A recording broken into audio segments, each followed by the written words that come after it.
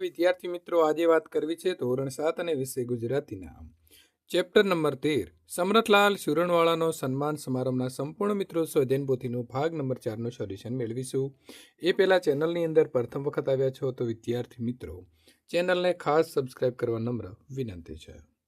વિદ્યાર્થી મિત્રો, ચેનલની અંદર પ્રથમ વખત આવ્યા છો અને અમારા વોટ્સએપ ગ્રુપમાં જોઈન નથી થયા તો નીચે ડિસ્ક્રિપ્શનની અંદર ધોરણ 7નો વોટ્સએપ ગ્રુપની લિંક આપેલી છે. તેના ઉપર ક્લિક કરી અને ખાસ મિત્રો વોટ્સએપ ગ્રુપમાં જોઈનિંગ થવા વિનંતી છે, જેથી તમને સીધું જ ત્યાં સોલ્યુશનની લિંક મળી રહે. વાત કરીશું 13 નંબરના ચેપ્ટરના પ્રશ્ન નંબર 1ની. પાઠની અંદર આવેલા જે સ્વર શબ્દો છે તેનાથી શરૂ થતા અને અનુસ્વરવાળા શબ્દો શોધીને લખવાના છે. આંખો છે, ઉંમર, ઊંચા, આવ્યા, ઓળખો, એમના, અભિનંદન, ઇનામ, આટલું અને ઉપયોગમાં. આપેલા જે શબ્દો છે તેનો અર્થ સમજાવી વાક્ય પ્રયોગ કરવાનો છે. પ્રમુખ, પ્રમુખ એટલે કહેવાય સભાપતિ. ભારતમાં રાષ્ટ્રપતિ દેશના પ્રમુખ ગણાય છે. મંત્રી તો અમલદાર.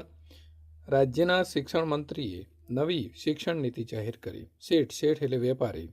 એક પ્રામાણિક શેઠ હંમેશા પોતાના વચનો જે છે તે પાળે છે. પ્રધાન, પ્રધાન એટલે મુખ્ય વ્યક્તિ. આપણા દેશના પ્રધાન નવા પ્રોજેક્ટનું ઉદ્ઘાટન કરશે.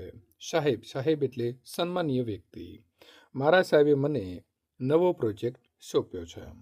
મિત્રો, જોડકા જોડવાના છે તો જોડકા કેવી રીતે જોડીશું તો અહીં નંબર આપીને આપણે જોડ્યા છે. સમરથલાલ છે તો સુરણવાળા 2 નંબર સાથે જોડ્યા છે.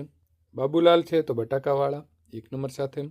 લલ્લુભાઈ તો લસણવાળા. ડાયાભાઈ તો ડુંગળીવાળા અને કળસીભાઈ તો કોથમરીવાળા. કોણ બોલે છે તે આપણે લખવાનું છે. સમરથલાલ શેઠને હું 10 વર્ષથી ઓળખું છું. ફણસીવાળા ફુલાભાઈ બોલે છે. મારો અને સુરણવાળા શેઠનો સંબંધ અદ્ભુત છે. બકુલભાઈ. ડુંગળી એ ગરીબો માટે આશીર્વાદરૂપ છે તો ડાયાભાઈ. સાહેબ, મને 2 મિનિટ બોલવાની રજા આપો. કળસીભાઈ.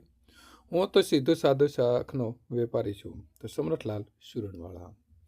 નીચે આપેલા જે ફકરો છે તેમાંથી સંજ્ઞા ઓળખી લીટી કરી તેનો પ્રકાર તમારે લખવાનો રહેશે. તો વિદ્યાર્થી મિત્રો, સૌથી પહેલી આપણને સંજ્ઞા મળે છે મનોજ. તો મનોજ એ વ્યક્તિવાચક છે. ત્યાર પછી વાત કરીશું છોકરો. તો છોકરો એ જાતિવાચક છે. નર્મદા એ વિદ્યાર્થી મિત્રો વ્યક્તિવાચક અથવા તો કોઈ સ્થળનું નામ છે, નદી છે. પાણી તો એ પાણી વિદ્યાર્થી મિત્રો આવશે દ્રવ્યવાચક. અને સાધુઓ તો એ આવશે જાતિવાચક. આ પ્રકારે સંજ્ઞા ઓળખીશું. તેને આપણે મિત્રો ચોરસ બોક્સ બનાવીશું અને તેનો પ્રકાર પણ લખીશું. ત્યાર પછી વાત કરવાના છે વર્તુળમાં આપેલા જે શબ્દ ઉદાહરણ છે તેના આધારે મિત્રો આપણે લખવાનું છે. તો તે વૃક્ષો, છોકરી તું, વૃક્ષ તેઓ, હું પુસ્તક, અમારે અમે, છોકરીઓ, પુસ્તકો, તમે, મારે, ચાવી, નદી, ચાવીઓ અને નદીઓ. તો ઉદાહરણ શું આપ્યું છે? તે તો તેઓ, તે તો તેઓ એટલે કે એક વચન અને બહુવચન આપ્યું છે. સમજી લો ખાસ. તે તો તેઓ, તો વૃક્ષ તો વૃક્ષો, છોકરી તો છોકરીઓ, નદી તો નદીઓ, પુસ્તક તો પુસ્તકો, ચાવી તો ચાવીઓ, હું તો અમે, તું તો તમે અને મારે તો અમારે. આ પ્રકારે આપણે મિત્રો જોડી અને લખીશું. ત્યાર પછી વાત કરવાના છીએ પ્રશ્ન નંબર 8. પ્રશ્નના ઉત્તર લખો. સમરથલાલ સુરણવાળા વિશે 5 થી 7 લીટી તમારે અહીં લખવાની છે. તો શાક માર્કેટના પ્રમુખ સમરથલાલ સુરણવાળાને ગાજરની સ્પર્ધામાં સરકારી ઇનામ મળ્યું. તેમણે 3.5 હાથનો ગાજર ઉગાડીને અગાઉના બધા વિક્રમો તોડી નાખ્યા હતા. શાક માર્કેટના વેપારીઓએ સમરથલાલ સુરણવાળાનું ભવ્ય સન્માન કરવાનું નક્કી કર્યું. સમરથલાલ સુરણવાળાને ઘરમાંથી તો મરચા જેવા કહે છે. સમરથલાલ શેઠ 7 વર્ષના હોવા છતાં લીલી કોથમરીની જેમ હંમેશા મિત્રો તાજા ને તાજા દેખાય છે. 60 એટલે 60 વર્ષની ઉંમર થઈ ગઈ છે તોય. આ પાઠમાંથી તમને ગમેલા ભાષણ વિશે તમારે ટૂંકમાં લખવાનું છે. તો આ પાઠમાં મને સમરથલાલ સુરણવાળાનું ભાષણ ગમ્યું. તેમના ભાષણમાં તેમના પરિવારના સભ્યો વિશે જાણકારી મળી, જેમાંથી હાસ્ય નિષ્પન્ન થયું અને આથી મને એમનું ભાષણ ખૂબ ગમ્યું. સમરથલાલે સન્માનનો શું જવાબ આપ્યો? સમરથલાલ સુરણવાળાએ સન્માનનો જવાબ આપતા કહ્યું, હું બટાકા જેવો છું કે જે સક્રિયા જેવો કે ડુંગળી જેવા તેની મને કશી ખબર નથી. મારા ઘરમાંથી તો મને મરચા જેવું કહે છે. તો મિત્રો ત્યાં હસાહસ અને તાળીઓ પડે છે. હું તો સીધો સાદો શાકનો વેપારી છું.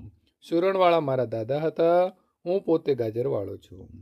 મારા જમાઈ જમરૂખના વેપારી છે, શાળાને સક્કરિયાનો વેપાર છે અને મારા આખા કુટુંબને તમે વેજીટેબલ ફેમિલી કહી શકો છો. મિત્રો ટામેટું, મરચું, લીંબુ આ મિત્રો ફરવા ગયા છે અને તેમની વચ્ચે કંઈક સંવાદ એટલે કે વાતચીત થાય છે. તો શું વાતચીત થતી હશે એ તમારે અહીં લખવાનું છે. ટામેટું કહે છે કે હું તો વાનગીઓને લાલ રંગ અને ખાટો મીઠો સ્વાદ આપું છું. મરચું કે ભાઈ હું તો તીખાશ લાવી ખોરાકને ચટપટો બનાવું છું. લીંબુ, હું ખટાશ અને તાજગી ઉમેરું છું.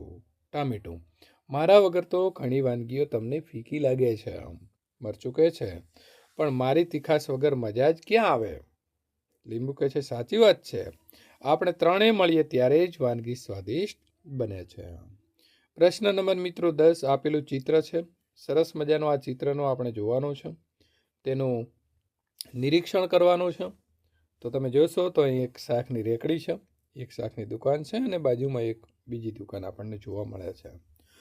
તો હવે આપણે ચિત્રને જોઈ લીધું છે અને તેના આધારે તેનું વર્ણન કરતાં શીખવાનું છે. તો મિત્રો આપણે જોઈએ કે આ કોઈ બજારનું ચિત્ર છે, એ તો નક્કી થઈ ગયું છે. પાછળ આપણને સરસ મજાના સ્થાપત્ય જે છે તે પણ જોવા મળે છે, તો તેનો પણ આપણે ઉલ્લેખ જે છે તે કરી શકીએ. તો આ ચિત્ર એક રંગીન બજાર દર્શાવવામાં આવ્યું છે. ચિત્રના ડાબા ભાગે હસ્તકલા વસ્તુઓની એક દુકાન છે, જે આપણે ઉપર જોઈ તે પ્રમાણે, જેમાં રંગબેરંગી હાર, ઝુમખા, થેલીઓ અને શણગારની વસ્તુઓ ટાંગેલી જોવા મળે છે.